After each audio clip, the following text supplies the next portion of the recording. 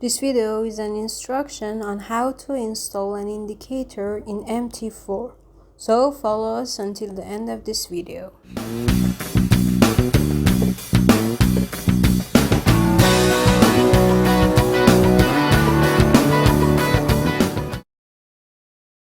To install an indicator, go to File and tap Open Folder.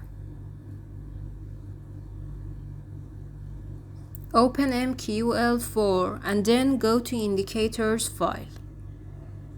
Here you can see a list of indicators you can choose from. Find the indicator you want and copy it. Then paste it in the same place as you can see here on the screen.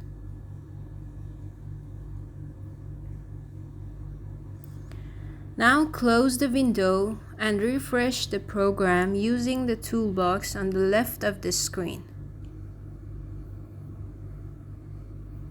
Then open Insert, choose Indicators and find the indicator you've already copied and pasted.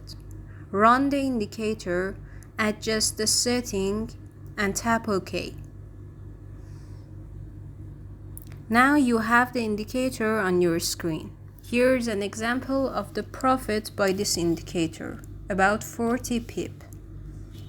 Make sure you visit our site at myforexstore.net.